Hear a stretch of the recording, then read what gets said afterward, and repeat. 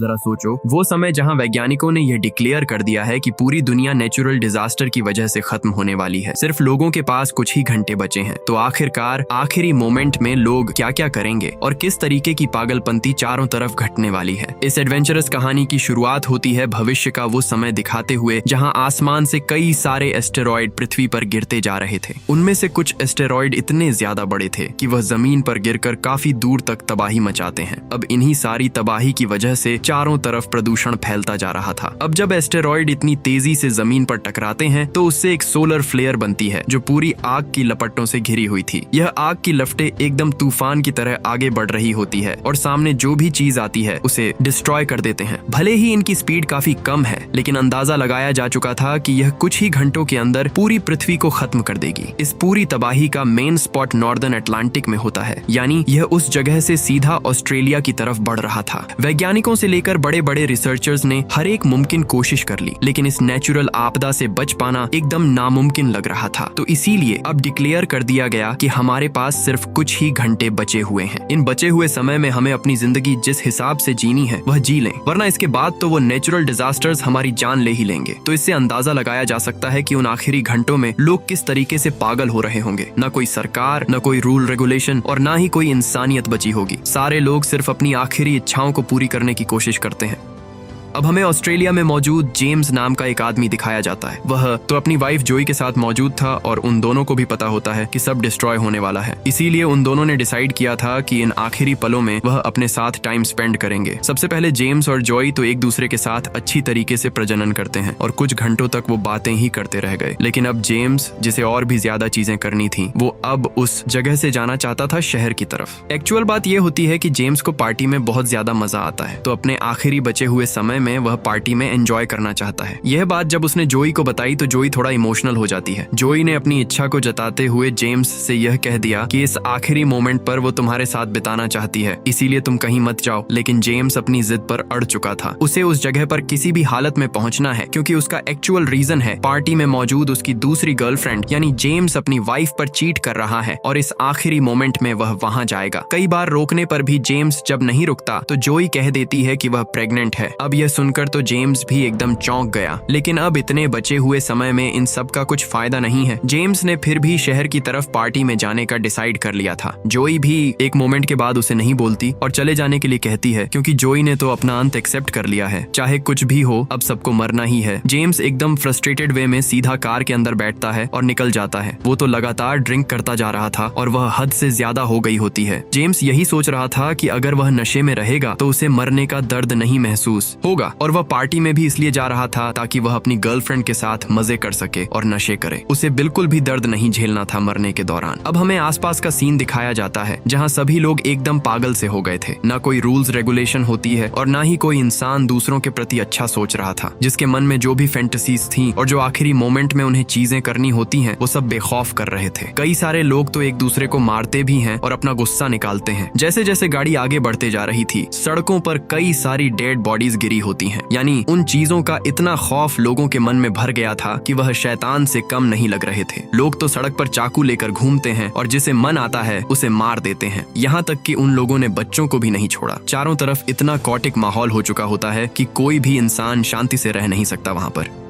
वहां पर कुछ ग्रुप के लोग थे जिन्होंने वह रास्ता ही ब्लॉक कर दिया होता है। जेम्स थोड़ा मोमेंट रुककर वहां पर वेट तो कर रहा था, लेकिन अचानक एक आदमी कार के अंदर घुस गया। उसके पास तो एक नुकीला हथियार होता है जिसे कि उसने जेम्स के गले पर रख दिया था। साफ पता चल रहा था कि उस आदमी के बॉडी पर कई जलने के निशान हैं। एक्चुअल बात यह हुई कि वह आदमी अपने पड़ोसी के घर में घुस गया उसकी वाइफ से बदतमीजी करने के लिए, और उस पड़ोसी की वाइफ भी उसके साथ इंटीमेट होना चाहती थी। पर ऑब्वियस बात है कि उस लेडी के हस्बैंड ने उन्हें देख लिया। उसने तो गुस्से में पूरे घर को ही आग लगा दी और ये आदमी कैसे भी करके बचने के बाद उस ओनर को ढूंढ रहा है। वह ओनर भागते हुए आगे की तरफ गया है। इसीलिए पागल आदमी जेम्स को गाड़ी चलाने के लिए कहता है। जेम्स ने तो कहा कि तुम मेरी कार लेकर चले जाओ, पर उस आदमी को कार चलानी नहीं आती थी। इसीलिए वह जेम्स को ब्लैकमेल करते हुए गाड़ी चलाने के लिए कह रहा था। जेम्स धीरे धीरे अपना काम करता है और फाइनली वो ओनर सामने दिखाई दे रहा था। तुरंत ही वह आदमी चाकू लेकर बाहर निकला और उस ओनर को बुरी तरीके से मार दिया। जेम्स को यह चीजें एकदम शॉक कर देती हैं और उसे लगने लगा कि अगर वह यहाँ पर रहेगा तो उसके साथ भी यह सब हो सकता है। इसीलिए वह तुरंत ही गाड़ी से निकला और वहां से दूर भागने लगा। यह देखकर वो किलर मैन और भी गुस्सा हो जाता है और वह चाकू लेकर उसका पीछा कर रहा था। जेम्स जल्द से जल्द पासे वाली एक अपार्टमेंट में आता है और वहां पार्क की गई एक कार के नीचे चला जाता है। वो कार कई दिनों से खड़ी हुई थी, इसीलिए आसपास कोई जाता नहीं था। कई देर तक छुपे रहने के बाद शायद जेम्स को लग रहा था कि खतरा टल गया। अब थोड़ी ही देर में जब जेम्स बाहर निकलकर कार में अंदर बैठ जाता है तो उसे दिखाई दे रहा था कि कुछ लोग ट्रक से उतर रहे हैं। उन दो लोगों ने तो एक बच्चे को किडनैप किया है और अपने घर के अंदर लेकर जा रहे हैं। खैर, जेम्स तो उस लड़की को नहीं जानता था, लेकिन उसके अंदर का इंसानियत अभी तक मरी नहीं होती। एक समय पर वह सोच रहा था कि वह इन चीजों को इग्नोर करे और अपनी आखिरी ख्वाहिशों को पूरा करे, लेकिन फिर भी उस लड़की की चीखें उसके कान में गूंजती जा रही थी। बहुत कोशिश करने के बावजूद भी जेम्स वहां से निकल नहीं पाया और डिसाइड करता है कि वह उस बच्ची को बचाएगा। धीरे धीरे करके वह उस घर में घुसा और एक हथौड़ा लेकर वेट करता है एक अच्छे मोमेंट का। तुरंत ही वह अंदर जाते ही एक आदमी को मारने लगा क्योंकि वह उस बच्चे को बचाना चाहता है। बट दूसरा आदमी काफी हट्टा तगड़ा था, उसने जेम्स पर ही हमला कर दिया और उसका गला दबाने लगा। जेम्स बहुत कोशिश करता है अपने आप को छुड़ाने की, लेकिन वह बार बार नाकामयाब हो जा रहा था। मोटा आदमी तो जेम्स से कहता है कि तुम अपनी ख्वाहिश इस लड़की से पूरी कर सकते हो, यानी हम इस लड़की को तुमसे शेयर करेंगे इक्वली। जेम्स इस बात के लिए सबसे पहले हाँ कर देता है, इसीलिए वह मोटा आदमी उसे छोड़ दे रहा था। पर अगले ही मोमेंट में जेम्स ने उसी हथौड़े से उस मोटे आदमी को मार दिया क्योंकि वह नहीं चाहता कि वह किसी बच्ची पर अत्याचार करे। अब वह लड़की सुरक्षित थी और खतरा टल गया था, इसीलिए जेम्स अब उस लड़की को लेकर बाहर आ जाता है। लेकिन वह छोटी लड़की उस पर भरोसा नहीं कर रही थी क्योंकि जो लोग उसे किडनैप करके लाए थे वह भी जेम्स जैसे ही दिखते थे। लेकिन जेम्स यह इंश्योर करता है कि वह लड़की बिल्कुल भी डरे ना। वह कहने लगा कि तुम मेरे साथ चलो क्योंकि यह पूरी जगह तुम्हारे लिए सुरक्षित नहीं है। मेरे पास मेरी कार है जिससे कि एक सेफ लोकेशन पर हम पहुंच सकते हैं। उस लड़की का नाम रोज था और वह बहुत ज्यादा सोचने के बाद आखिरकार कार में बैठ जाती है।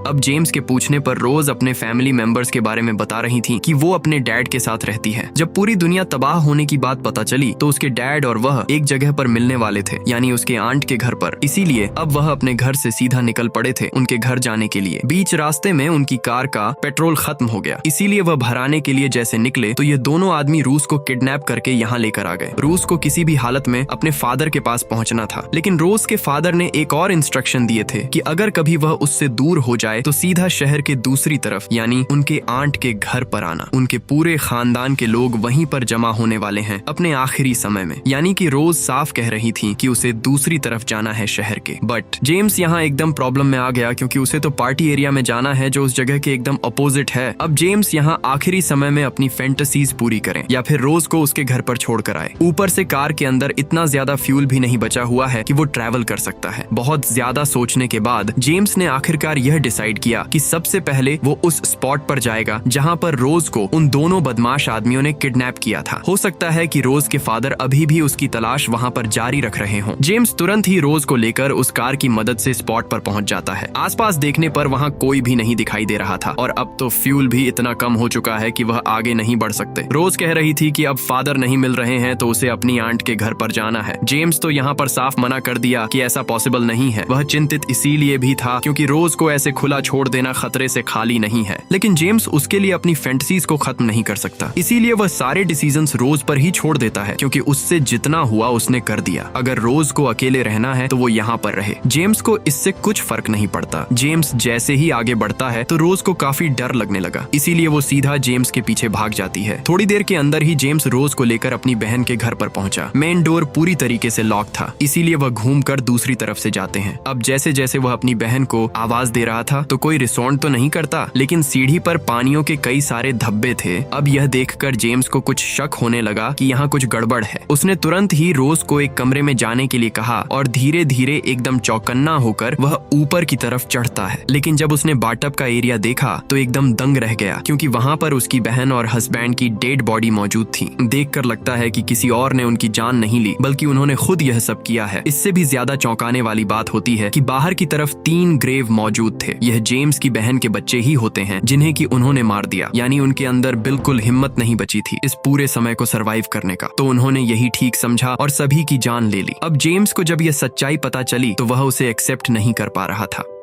वह तो लगातार ड्रिंक लेता है और उसे पीने लगा। उसके दिमाग में यह भी बात चल रही होती है कि वह अपनी बहन के पास आना नहीं चाहता था। अगर टाइम बीत जाता और उसे यह पता ही नहीं होता कि उसकी बहन और पूरी फैमिली खत्म हो चुकी है तो उससे ज्यादा दर्द नहीं होता। पर अब यहाँ टाइम खत्म होने से पहले ही उसे यह सच्चाई पता चल गई। जेम्स इन चीजों से और भी ज्यादा फ्रस्ट्रेट हो गया और सीधा अपनी बहन की कार में बैठकर काफी सोचने लग जाता है। जेम्स के दिमाग में यही आ रहा था कि वह रोज को यहीं पर छोड़कर चला जाए, लेकिन रोज धीरे से कार का दरवाजा खोलती है और उसके अंदर आकर बैठ जाती है, यानी वह जेम्स के साथ ही जाना चाहती थी। जेम्स अब अपनी कार लेकर लगातार रोड पर आगे बढ़ने लगा था, लेकिन अचानक उसे एक पुलिस ऑफिसर की कार दिखाई देती है जो अपनी फैमिली को लेकर एक लाइब्रेरी के अंदर जा रहा था। जेम्स को लगा कि अगर वह रोज को उनके हवाले कर देगा तो वह उसे अच्छी तरीके से रखेगा, इसीलिए अब अपनी कार को पार करके जेम्स रोज को लेकर लाइब्रेरी में बढ़ा। धीरे धीरे अंदर जाने के बाद एक सच्चाई सामने आई, यानी कि वह पुलिस ऑफिसर यहाँ पर अपनी फैमिली को सेफ रखने के लिए नहीं बल्कि खुद की और उनकी जान लेने आया था, यानी वह भी इतने बचे हुए समय में सरवाइव नहीं करते रहना चाहते। पुलिस ऑफिसर एकदम घबराया हुआ था और तुरंत ही जेम्स के पास आकर कहता है कि तुम हम सबको मार दो। यह भी बात क्लियर है कि जेम्स इस तरीके से रोज को यहाँ पर नहीं छोड़ सकता। पुलिस ऑफिसर के पास कुछ ऑप्शन नहीं बचता, इसीलिए वह वापस अपनी फैमिली के पास गया। जेम्स और रोज जैसे ही लाइब्रेरी से बाहर निकलते हैं तभी गन शॉट की आवाज आई, यानी पुलिस ऑफिसर ने अपनी पूरी फैमिली को खत्म कर दिया है। इस तरीके का माहौल चारों तरफ ही चल रहा था। जेम्स के पास कुछ ऑप्शन नहीं बचता, इसीलिए वह रोज को लेकर उस पार्टी में जाने का डिसाइड करता है जहाँ पर उसकी डेस्टिनेशन होती है और वो एंडिंग चीजें वहीं पर एक्सपीरियंस करना चाहता है। जल्द से जल्द उस जगह पर पहुंचकर अपने फ्रेंड एडी जो उस पूरी पार्टी का ऑर्गेनाइजर होता है उससे बात करके जेम्स ने एंट्री ले ली। चारों तरफ एकदम पार्टी चल रही थी और कई सारे लोग मजे कर रहे होते हैं अपने आखिरी समय को। उस जगह पर कोई भी रूल एंड रेगुलेशन नहीं थे, सब ऐसे पड़े हुए होते हैं जैसे कि उन्हें कोई टेंशन ही नहीं। कोई डांस करने आया था तो कोई ड्रग्स की ओवरडोज लेकर पड़ा हुआ होता है, कई तो मौत का गेम भी खेल रहे थे और एक दूसरे को मार रहे थे। एडी की एक बहन होती है जिसका नाम विक था और वही जेम्स की गर्लफ्रेंड होती है। बेचारी वो छोटी बच्ची रोज इतने सारे शोर शराबे को देखकर काफी डरने लगी। वो समझ नहीं पा रही होती कि ये वो कहाँ पर आ गए। जेम्स तो जल्द से जल्द जाकर अपने दोस्त एडी से मिलता है और एडी उसका स्वागत कर रहा था। जेम्स ने तुरंत ही अपनी गर्लफ्रेंड वीक के बारे में पूछा जिससे कि वह अंदर वाले रास्ते पर बता देता है। जेम्स जल्द से जल्द रोज को लेकर वहाँ पर तो गया, लेकिन अचानक एक लेडी रोज को पकड़ लेती है। वह तो उसे अपनी बेटी के नाम से बुलाने लगी क्योंकि उसे लग रहा था कि यह उसकी बच्ची है। ऑब्वियस बात थी कि इस लेडी ने अपनी बच्ची को छोड़ दिया है और पता नहीं वह जिंदा भी है कि नहीं। वह पूरी तरीके से नशे में है, इसीलिए रोज के अंदर उसे अपनी बेटी दिखाई दे रही है।